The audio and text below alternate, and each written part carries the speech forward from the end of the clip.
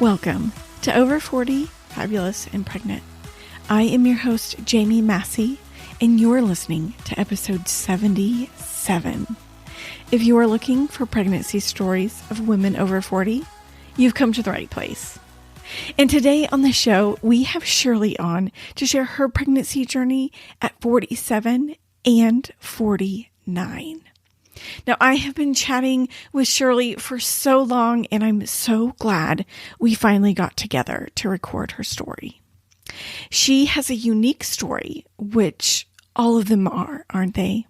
Shirley had a son at the age of 40, and then her and her wife wanted to have kids together. But her wife was given a 1% chance of getting pregnant and giving birth. Now, with a 50% chance of Shirley getting pregnant with her wife's eggs, they got their family with 2 daughters. Her birth with her first daughter is a tough one, but she does go through her pregnancies at 47 and 49. There is also lots of background noise in this episode. I tried to take out as much as possible, but just so you are aware. And don't forget, if you are pregnant over 40 and want to share your story, there are a few more spots open to record for this season. I mentioned last episode that the first season would be 100 episodes of pregnancy stories over 40. Now, how it works with my birth, in a perfect world, of course, season 1 will actually only be 90 episodes. Then I'll give birth and prepare for the second season, where I plan for 100 episodes of experts to explore different challenges we've all been facing. And you know, I wouldn't know any of this without this first season. I haven't received much feedback on season 2, so I hope you are looking forward to it as much as I am. I am over 25 weeks pregnant now.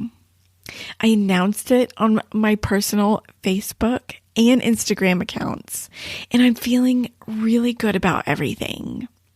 My sister sent me 2 boxes this weekend filled with so much baby stuff. She sent me a pump, clothes, and my niece's favorite books when she was a baby. It's feeling very real now. And I also spoke to my company about maternity leave. It's 100% unpaid with 8 weeks of insurance coverage. I am really wishing I lived in Europe or Australia right now. Let's just leave it at that. I have been having more ligament pain and the reflux is pretty bad. But, you know, I'm just happy to be able to complain about it. I know it can always be worse, and I'm just so happy to be pregnant. The bump has been preventing me from tying my shoes well, and even gardening yesterday was a challenge. Today is my appointment with the midwives, where I get to take the glucose test. I hope all is clear, but of course, I will let you know. And with that, let's get into Shirley's pregnancy stories at 47 and 49. Shirley, welcome to the show. Hi. And Shirley is coming on to share her pregnancy journey at 49. She was actually pregnant also at 47 and when she was quite younger. Shirley, will you tell us a little bit about yourself? Well, I'm a mother of 3. And yes, I did have my first child when I was 20. Very different circumstances for sure. I lived with my parents. I have 3 younger sisters, and my mother was very abusive. And, you know, life was a mess, but somehow I ended up getting pregnant and I left home I was about 3 months pregnant when I found out that I was pregnant, and I left home immediately because I knew if I stayed home, she was going to marry me off. And I didn't want that. I the way I got pregnant was very traumatic. So I definitely did not want to be married to someone that had taken advantage of me. Yeah. And I didn't intend on keeping my child, but it just worked out that way. I had a window to terminate, but I missed it. And I stayed pregnant. And now I have a 32-year-old son who is everything to me. I tell him all the time, he saved my life. He was a godsend, and maybe not under the best circumstances, but definitely he saved me. Yeah. And I'm glad that I have my boy because I adore him. And then I have my two girls, 5 and 3-year-old. Tell us how those came about. Well, I met my wife 12 years ago. And we started dating, and then, things got a little bit more serious about 3 years in. And about hitting the 5-year mark, we started talking about maybe starting a family. And we knew that from the beginning, when we talked about it, we knew that she might not be able to carry because there's fertility issues on her side of the family. Her mom and her sister both had trouble getting pregnant and staying pregnant.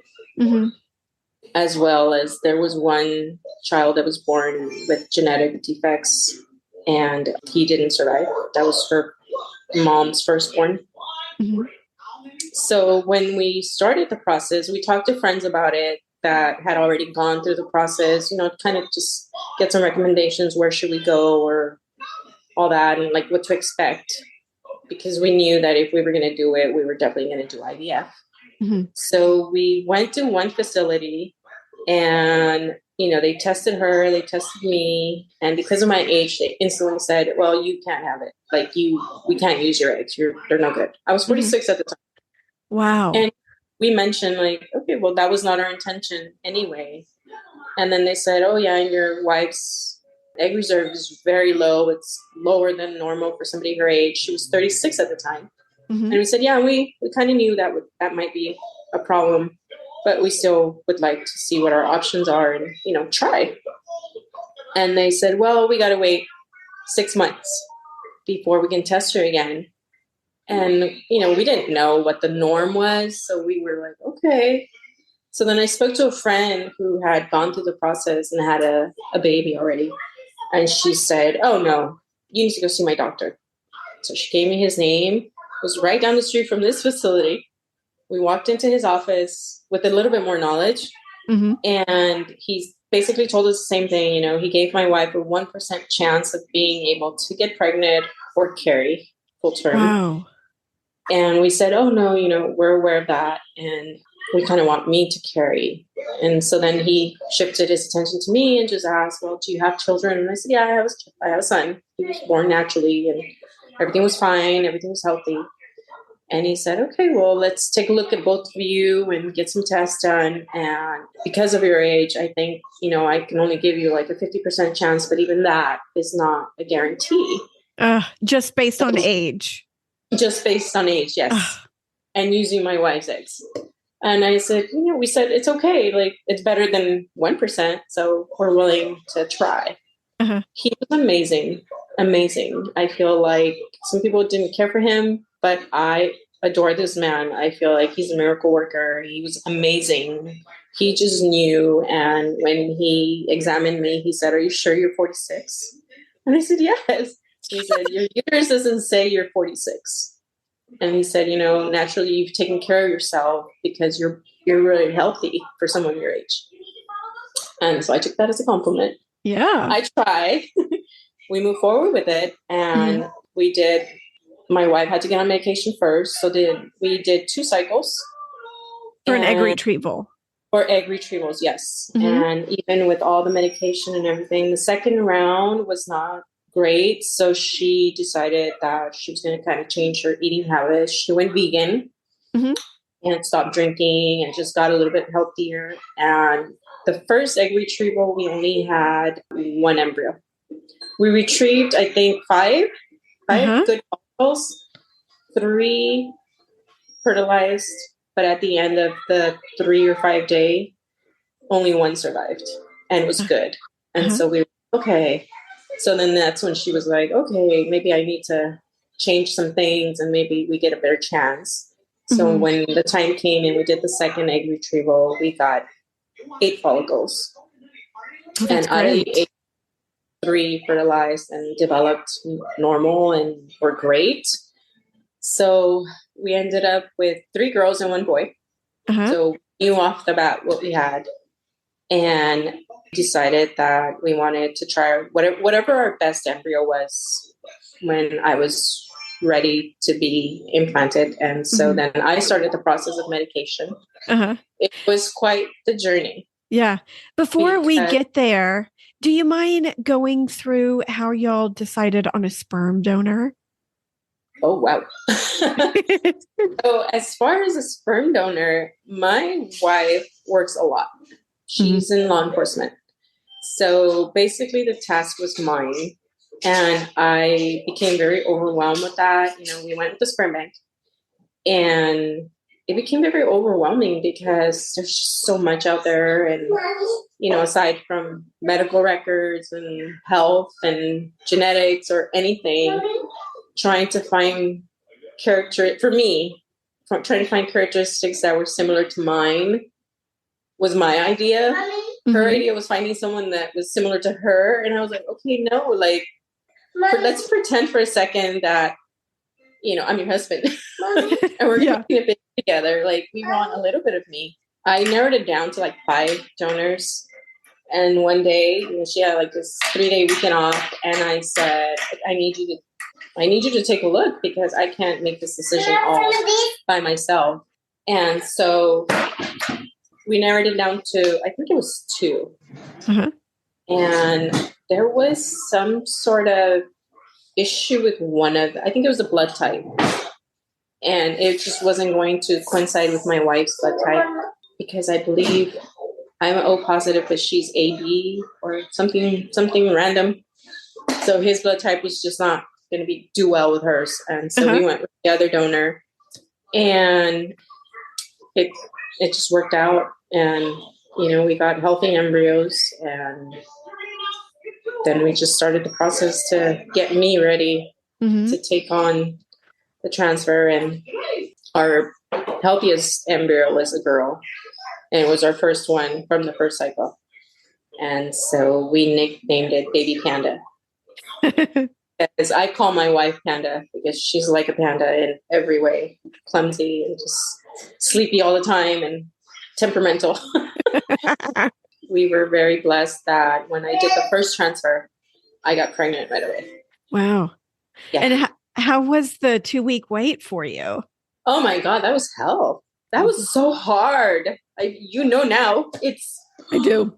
Oh, it was everywhere. I even have a clip that I never shared it. I have it saved on my phone where, you know, everywhere I went, there was a pregnancy test. You know, I walked in an aisle and it just so happened to be a pregnancy test. I was like, oh my God, this is so tempting. But I didn't want to take a chance of, you know, finding out too soon or just not getting the right result and being devastated or too excited. And then God forbid something happened. So I waited. Thankfully, I was very tired. So I slept a lot. I binge watched a lot of shows for those 2 weeks. I kept myself busy. And then when we got the call, the girls in the office were so sweet. They had called us several times and we just so happened to be at like Walmart or something. And I missed the call. And then I was like, oh my God, they called us. And so we called them back. We put them on speaker. We're in like an aisle of like, I don't remember, baby clothes or something. And they called us and they said, oh, are you guys together? And we were like, yeah. And they're like, oh, you guys are pregnant. They made this big noise. Oh, it was amazing. So there we were crying in Walmart. Or at least I was. In the baby aisle. Yeah, in the baby aisle looking at stuff. So that was very exciting. Yeah. It was a good pregnancy. It was very healthy, thankfully. And I did have a high-risk doctor the entire time, as well as my OB. She was amazing. And everything went great. How was the first trimester? Oh, actually, I had a rare side effect to the progesterone. At the time, my doctor used Crenone or Crinone or whatever it's called. It's like a suppository. Uh-huh. And I had the worst. When I told him, like, what is wrong? Like, why am I hurting so much? And he said, you are very sensitive. And we were about 4 weeks in. Uh-huh. And he said, you just got to keep pushing. Like, I don't want to switch you to injections at this point. And I said, okay. He's like, it should clear up. You'll be fine. No, I was not. I had vaginal swelling, massive burning. It was horrific. Oh, gosh. Horrific. And my OB thought I had a yeast infection and gave me Monistat, which made it worse.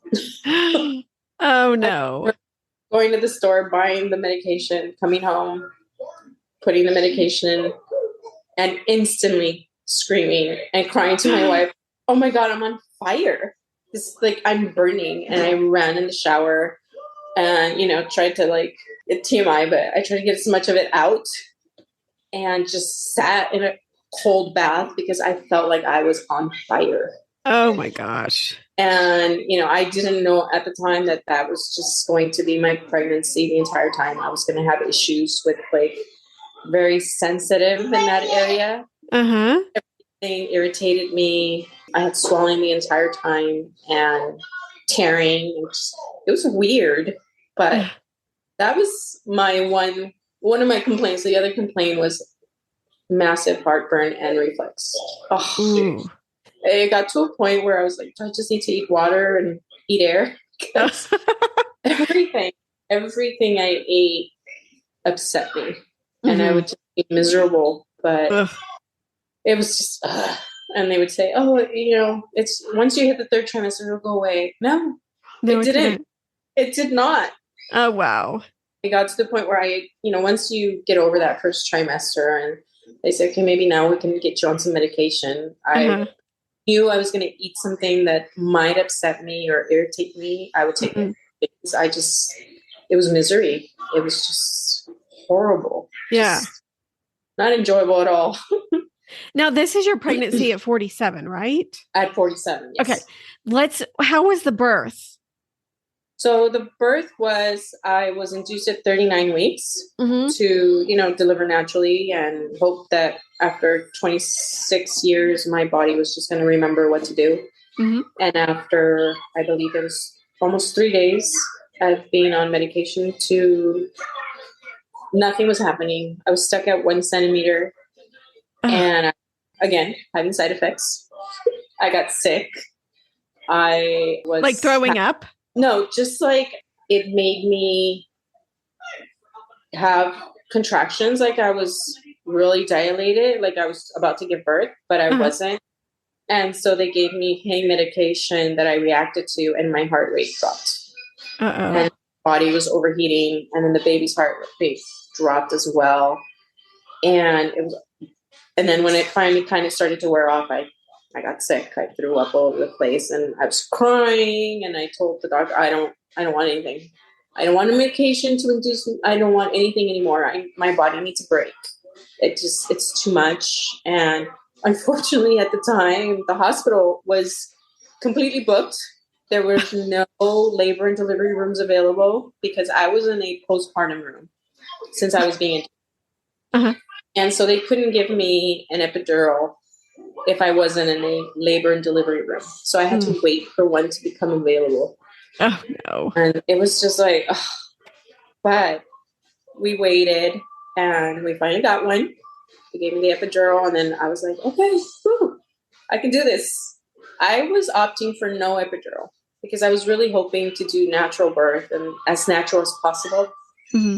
And it just wasn't in the cards for me. And so when the doctor said, you need to really consider getting an epidural, I started to cry. And I asked my wife, what do you think? And the doctor looked at me and she said, don't ask her. I'm asking you. I'm telling you, you need to. And I said, okay, I guess so. So we did it. And then I could see why people get epidurals now. It's wow, amazing. And everything was starting to get better, and they put me on Pitocin. Mm-hmm. They used a Foley, which is this balloon contraction They insert, and it's supposed to help the cervix, open up. Uh-huh. We got to 7 centimeters. The nurse walks in, and she's, checking me because I woke up and I said, I felt something pop. I don't know if my water broke because I couldn't feel anything, but something popped. So she comes in, it's like 5:30 in the morning. She's like, oh yeah, you're definitely having a baby this morning. We're at 7 centimeters, so everything's looking good. You're bleeding a little bit, but that's natural. And I said, okay. She said, okay, you're bleeding a little bit more than I'd like. So she reached for the baby monitor, the one that goes inside, try to put it back in to get the baby's movement and heart rate, and she can find it. And everything happened so quickly. To this day, I feel like everything's still a blur. It was a matter of seconds. All of a sudden, she's running to the door, asking for help, calling for, more people. There's a rush of nurses coming in, and they're checking me. They're doing all kinds of things. And then the head nurse comes in and she says, you're going in for an emergency C-section. And I looked over at my wife and I'm crying. And a nurse comes over and she says, I need you to take off your earrings. I need to put your hair up. And they rolled me in and they said, your wife can't come in. And, why not? Because it was considered a crash C-section. So they had a crash cart in the room. It was considered emergency, so they had to just go in quickly. They took me in, and the anesthesiologist looked at me and just said, if you feel any pain at all, let me know, and I'll just put you under.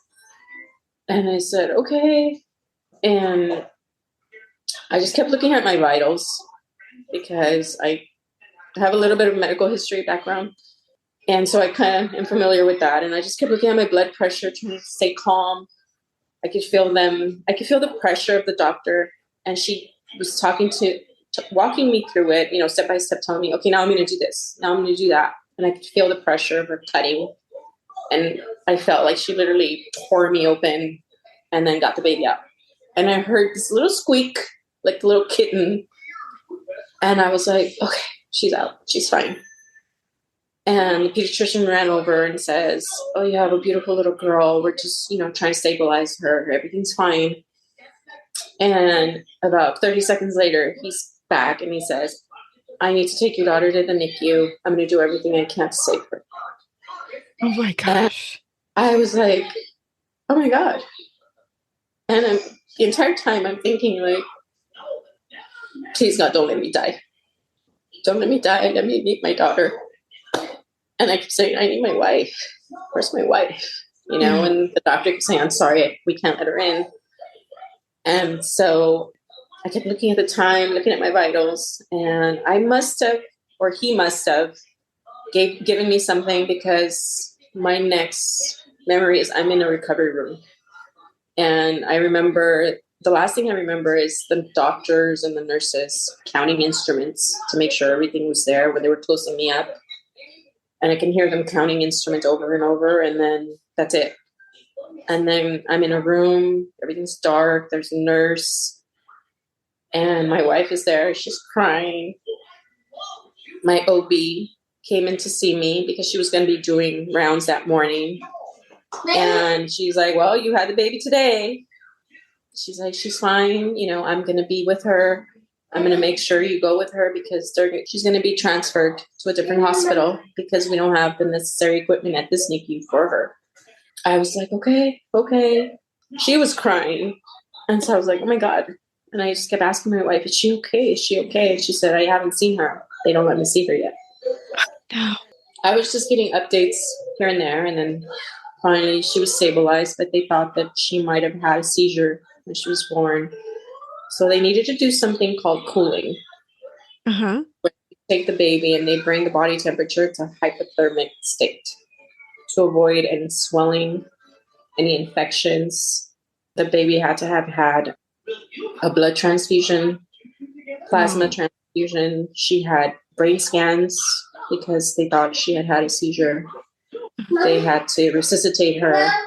They told us a special team was going to come and pick her up to take her to a different, same type of, it's Kaiser, but in a different city.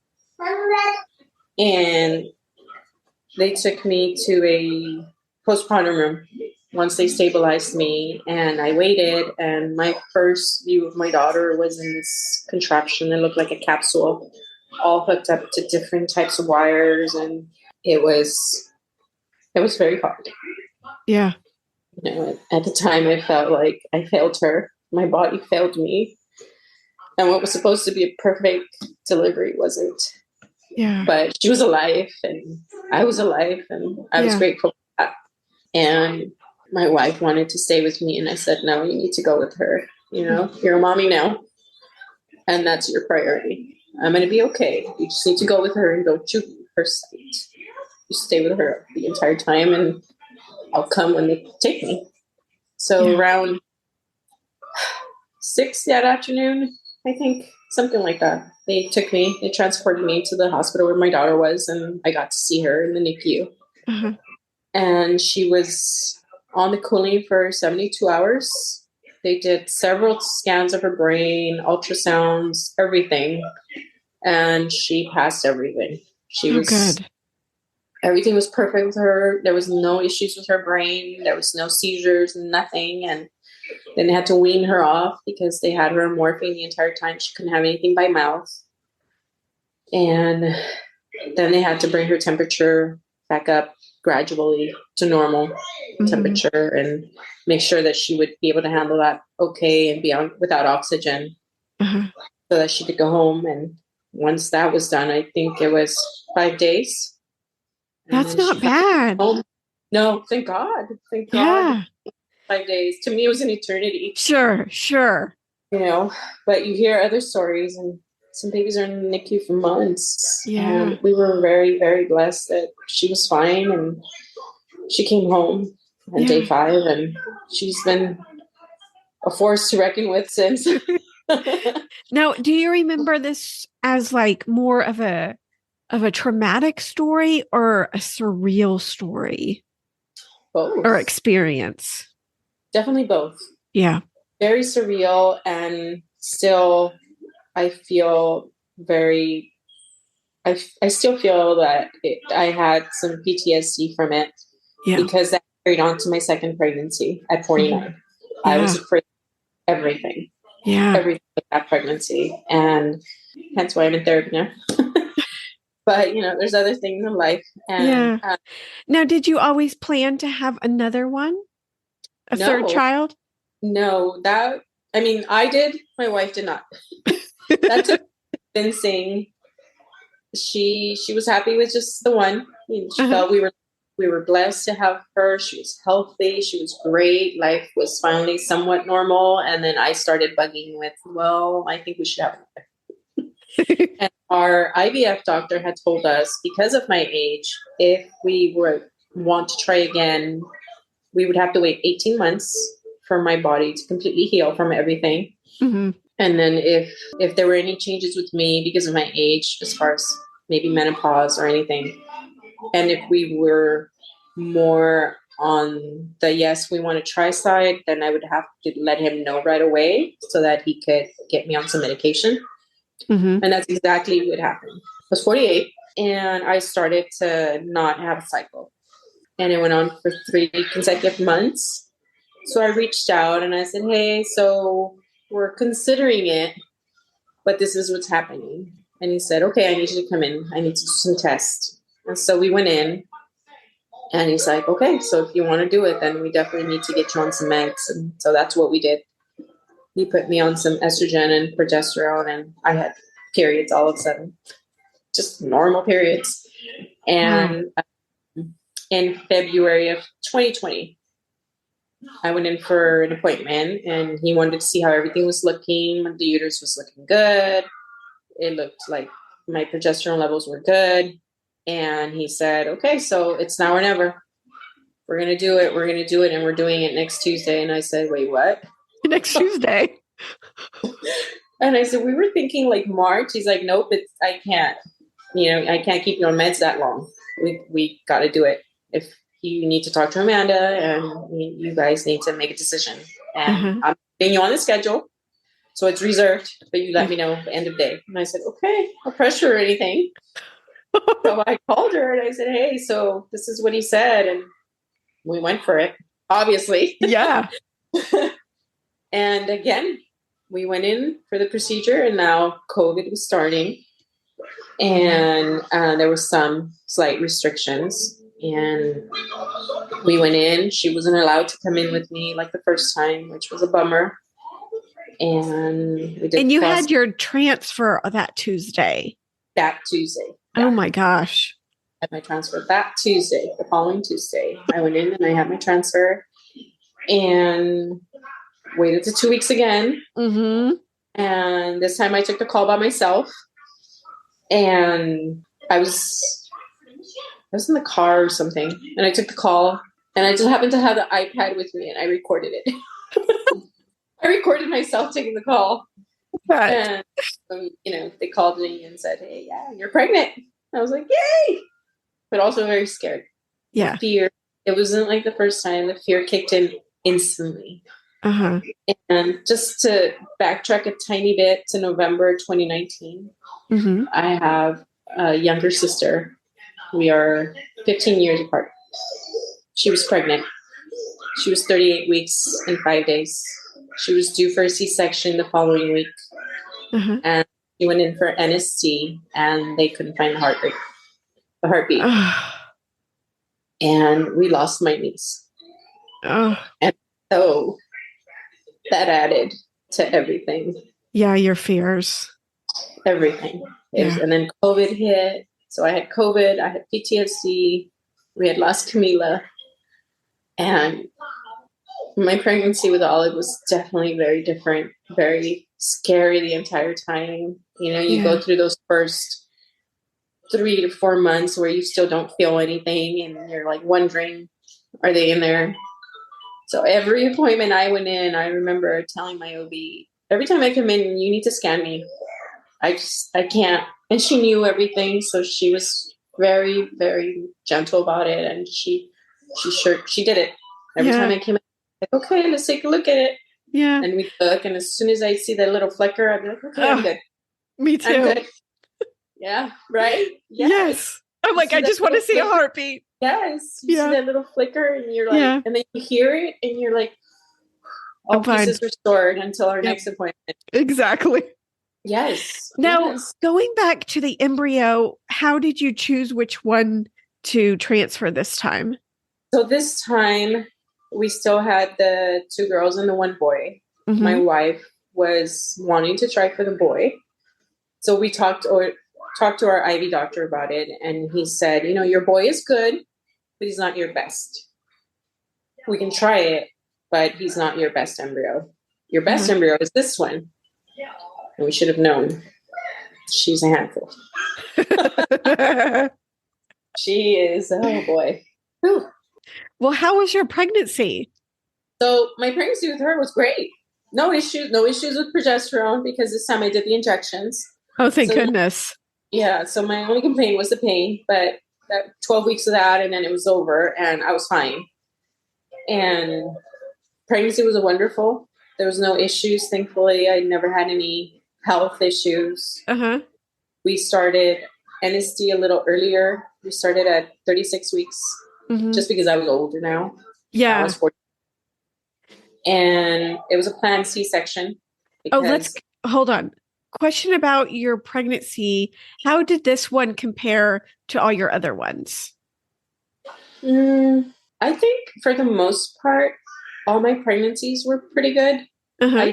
I aside from acid reflux and heartburn and fire crotch, they were all good, healthy pregnancies. I never had scares with like high blood pressure or glucose or anything. Everything was always good. Everything was always healthy. My only thing with this pregnancy was just my own personal fears of everything happening or going wrong, or what if we get there and something happens. Yeah. But what about products? Is there anything you could recommend that helped you through pregnancy? You gave me a lot of good tips the other day. Oh yes. Oh my God. Baobei for sure. Oh my God. I swear by them. I'm wearing one right now. I stopped wearing bras altogether. Who needs bras? Exactly. Almost 53. You don't need a bra anymore. I love them. I love them. I love all her products. Those bloomers I sent you, the maternity postpartum ones. Oh my God, amazing. And that maternity man. I didn't use that with Ophi, my 5-year-old. I used it with Olive.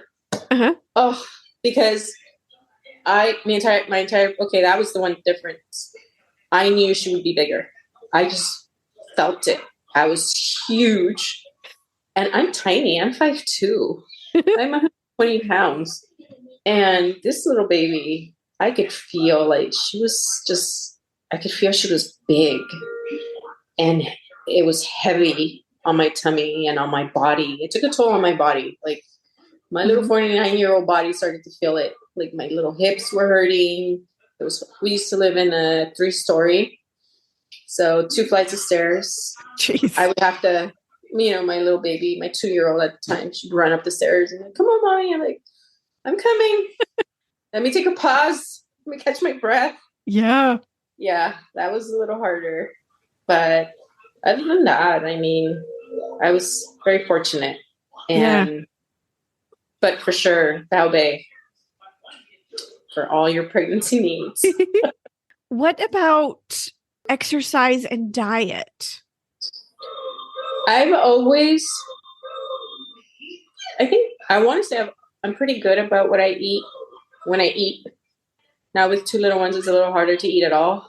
But I've always gone the healthier route. I love my veggies and trying to just have a balanced meal.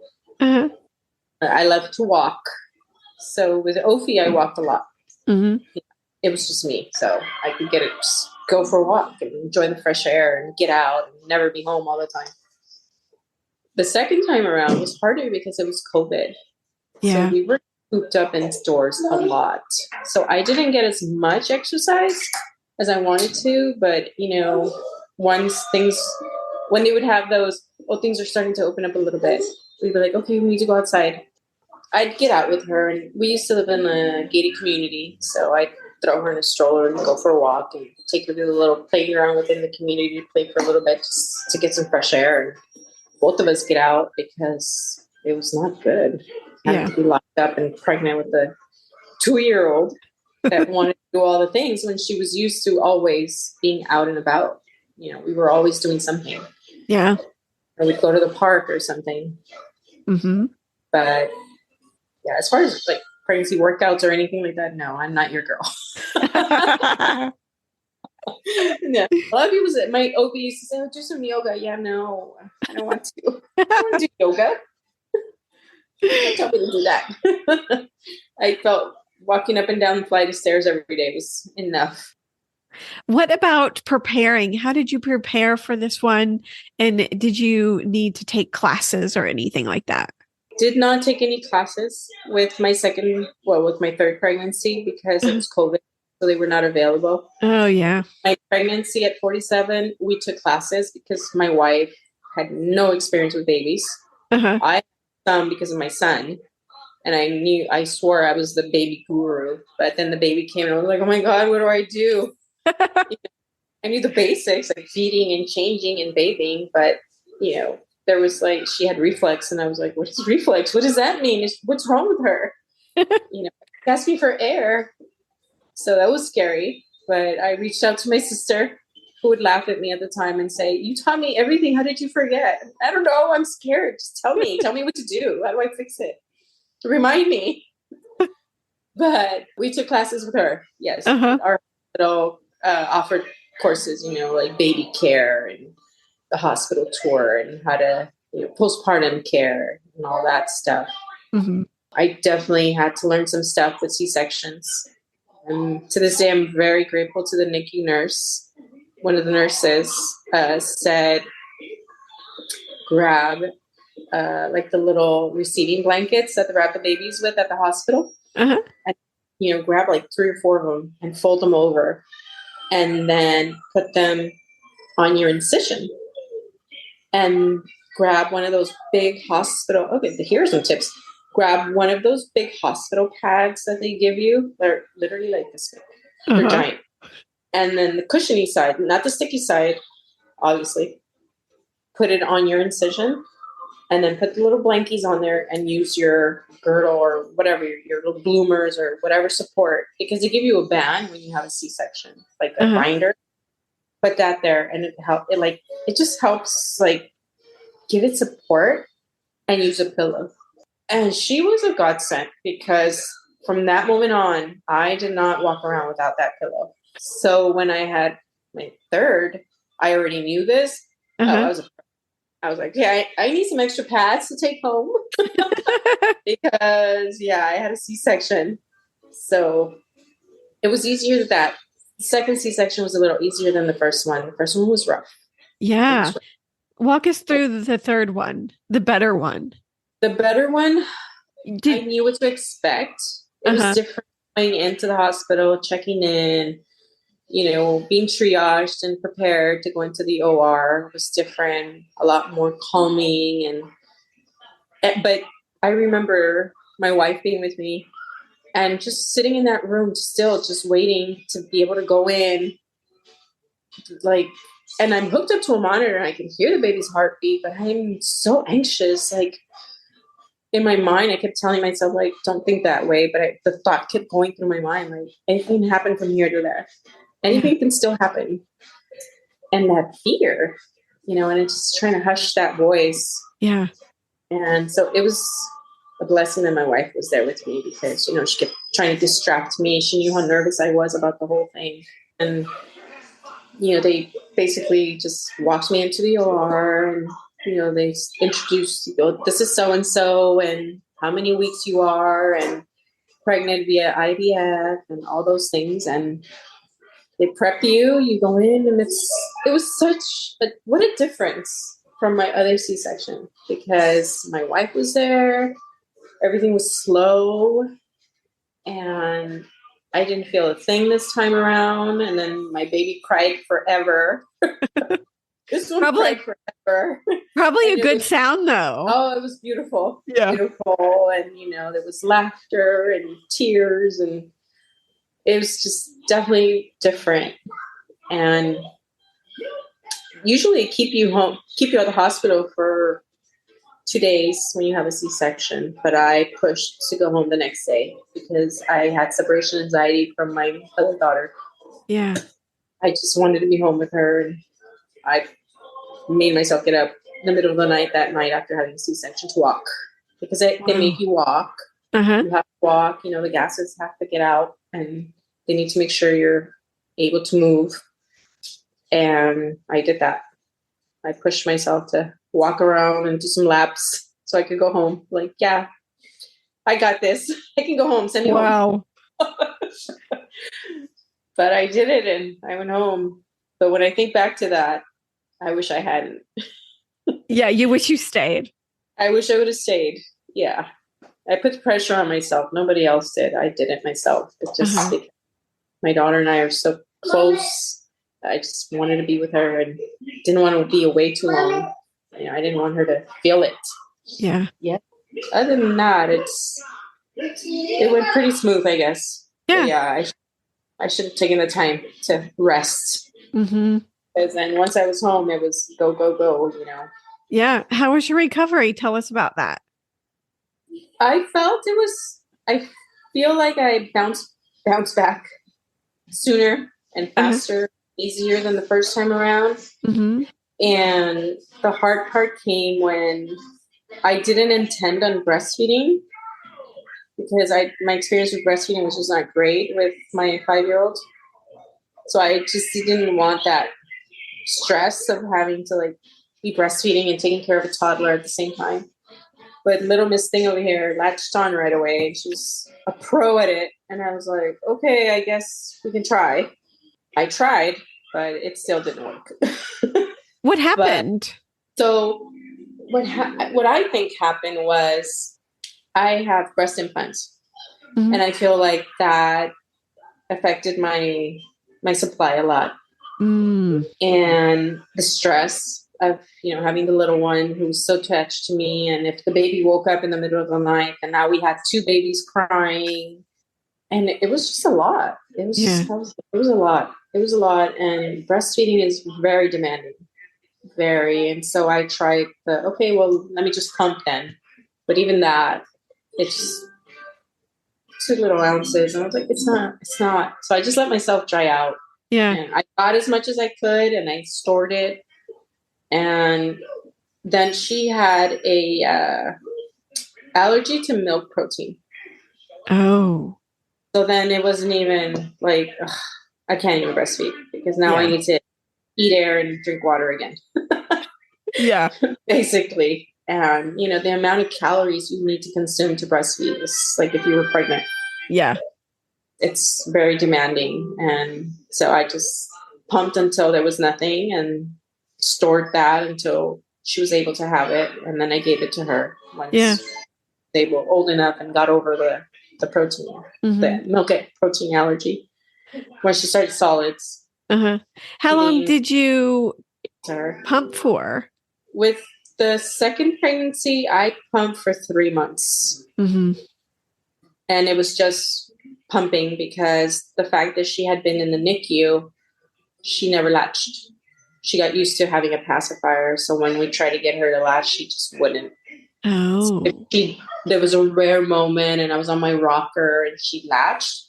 I would sit there for hours, just letting her just do whatever she needed to do because I was like, okay, nobody talk, nobody move, nobody breathe. Just let her feed for as long as she wants to feed.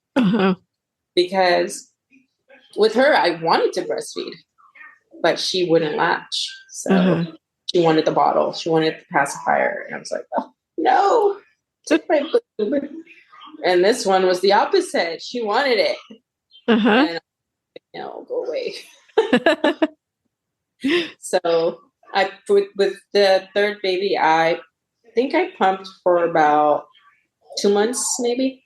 And then stored whatever I was able to store. And that was it. Yeah. Yeah. What about mentally? How were you mentally? Oof. It's hard. 2 babies are hard. Yeah. They're 7 months apart. Exactly. And it's definitely hard. I tell my friends, I have friends who are moms and, I had a friend whose little baby was like 15 months, I think, when she was pregnant with her second. And she was like, you have any tips? I'm like, it's going to be fucking hard. Just so you know. Yeah. Your life is about to be a hot mess. It's going to be chaos. And it is. It's hard. With one, not so much. Yes, you're tired, but it's just the one. Once you have a little toddler running around and you add another baby to it, I don't know how some moms do it when they have like 5 kids. Yeah. Back. I don't know how they do it. Well, is there anything else you want to add to your pregnancy or birth? What I tell everyone, I hear friends sometimes like, oh, I'm too old. No, you're not. No, you're not. Look at me, 49. That's amazing. Friends don't believe. They're like, no, you're not. I'm like, yeah, I have a 32-year-old now. Yeah. Yes, I did it. I was not afraid. My family was afraid when I did it the second time. They're like, you're what? And I'm like, yeah, I'm pregnant again. My family was afraid because of what happened with my other pregnancy at delivery. That happened again. So, but we did it and couldn't have picked a better time than COVID to do it. Right. But we didn't know that was going to happen. We had no idea. Yeah. But it was good.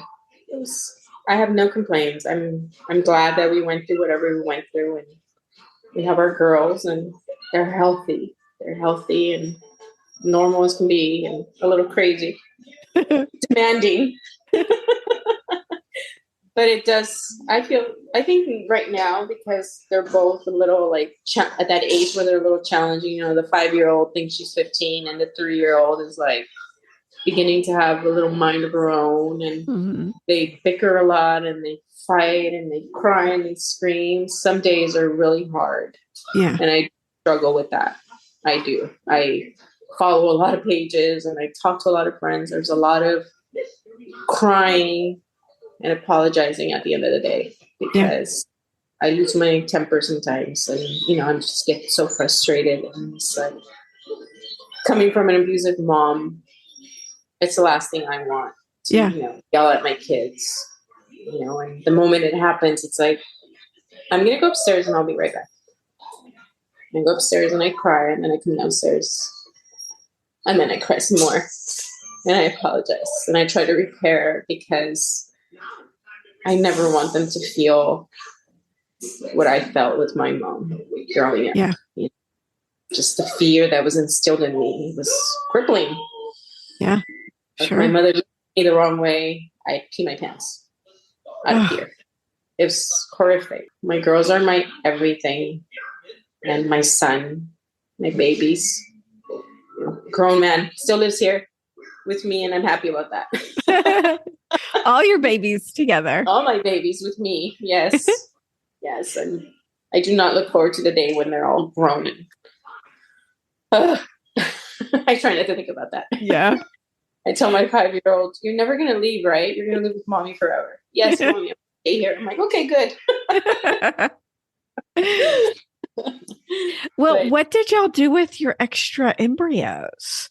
So our 2 extra embryos, we recently, because just life has been busy and crazy, they've been frozen. And we've been paying for storage, even though we know, we're done, because I can't carry anymore. And my wife is just not gonna put herself through that. And she thinks life is too hectic already. So we don't need another child, even though I think otherwise. Like, no, just do it. Just do it. Let's try. We need to pick them up. We recently got, they give you forms that, well, at least our doctor's office has forms that you need to have notarized, because what I want to do is I want to pick them up myself. I don't want to donate them to science. I don't want, and I'm selfish when it comes to that. I do admit that. I don't want them donated to someone else. My wife says, yes, what if there's a woman out there, can't? I'm like, I know, but those are your biological children. Maybe if it was like an egg donor and a sperm donor, but they're hers. These would be my children's siblings. I said, I just can't. I can't. I personally just can't get over that.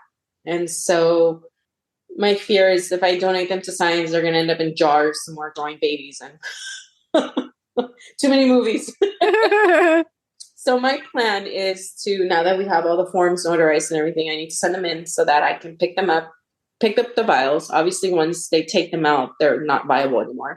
And I just want to plant them in a tree or something and bury them myself. And I've given them names because I'm a mom.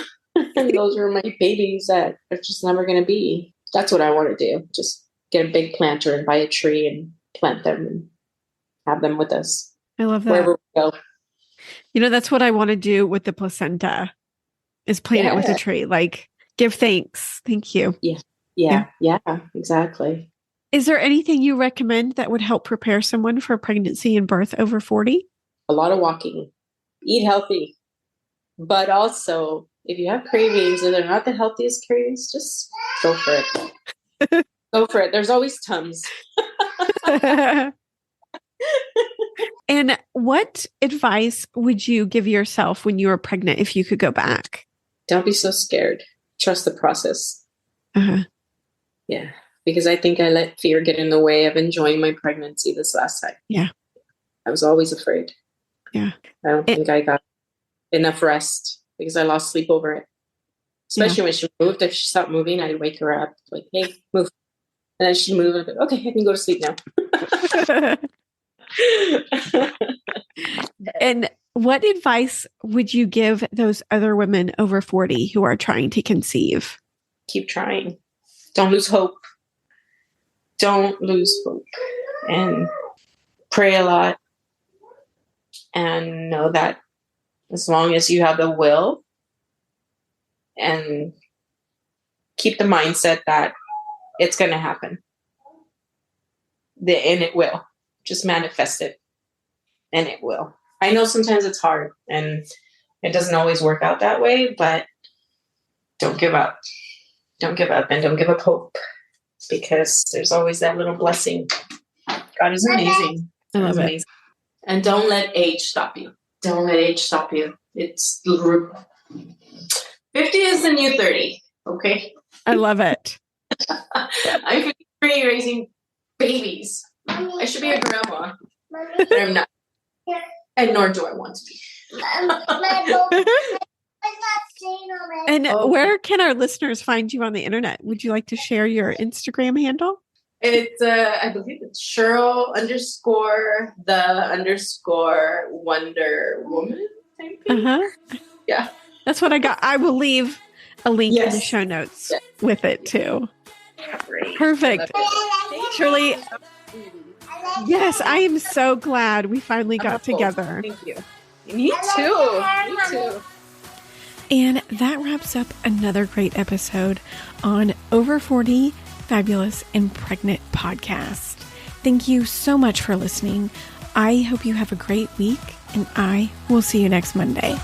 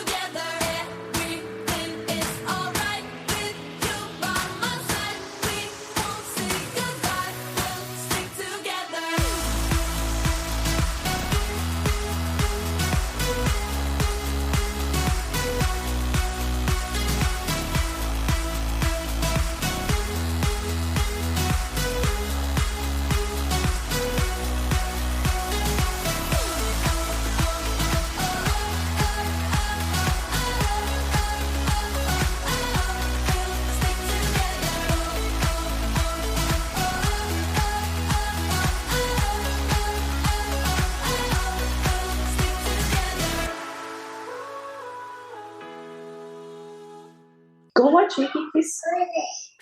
Jamie. Her name is Jamie. She's a friend. Hi.